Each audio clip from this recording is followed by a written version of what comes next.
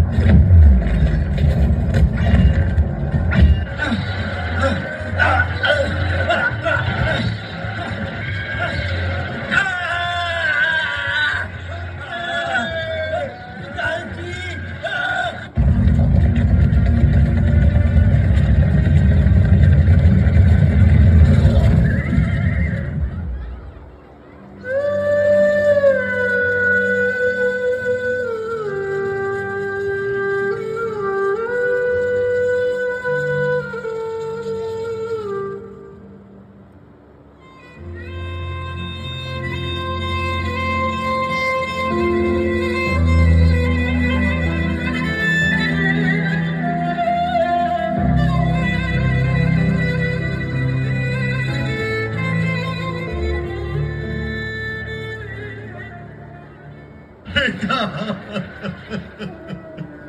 तू मुझे छोड़ के कहां चला गया बेटा? आंखें खोल बेटा, आंखें खोल। तेरा बाप मनहार राव देख किस तरह आंसू बहा रहा है। अब मैं किसे खांडू कह के पुकारूंगा? भगवान, ये क्या हो गया? ये क्या हो गया महाराज? आप हमें देखिए महाराज, आंखें खोलिए महाराज, आंखें खोलिए महाराज। आप ऐसे हमें छोड़कर नहीं जा सकते, नहीं जा सकते महाराज। आप इस तरह से हमें छोड़कर नहीं जा सकते। कुछ बोलिए महाराज, कुछ बोलिए। हे भगवान, ये तूने क्या कर दिया भगवान? ये तूने क्या कर दिया? हे महाराज, हमें छोड़कर मत जाइए महाराज। छोड़ो मुझे। मैं भी अपने महाराज के साथ जाना चाहती हूँ। चाहती हूँ, सती होना चाहती हूँ मैं। छोड़ो मुझे, जाने दो मुझे। नहीं बेटी, नहीं। अब तू ही मेरा बेटा है। तू चली जाएगी तो मुझे कौन संभालेगा? तेरे बिना हम कहीं के नहीं रहेंगे बेटी। लेकिन पिताजी, उनके बिना मैं... देख बेटा, ये सारा राजपाट तेरा है, तुझे ही इसे संभालना है। अब तक भी मैंने तुझे ही अपना लड़का समझकर सब कुछ सौंप रखा था। बेटी, तू रहेगी तो मैं समझूंगा मेरा खंडे राव अभी जिंदा है। तुझे देखकर मैं सारा दुख भूल जाऊंगा। बेटी, सती होने के बाद भूल जा। तू तो महासती है। तू हम सबके लिए, सारी प्रजा के लिए जीवित रहेगी बेटी। तू जीवित रहेगी तभी तेरा ये बूढ़ा बाप जीवित रह सकेगा।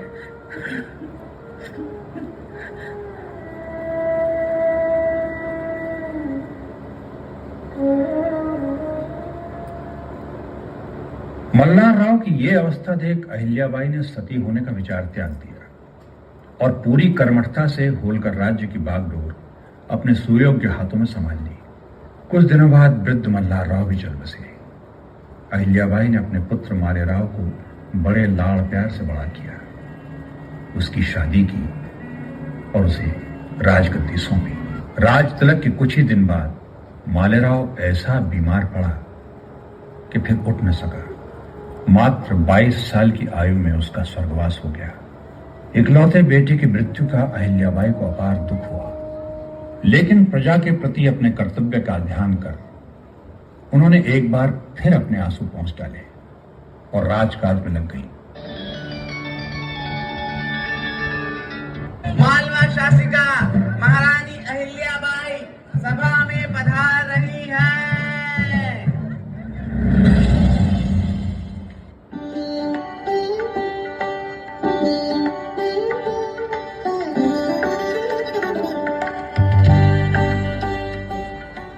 न्याय करे महारानी, न्याय करे।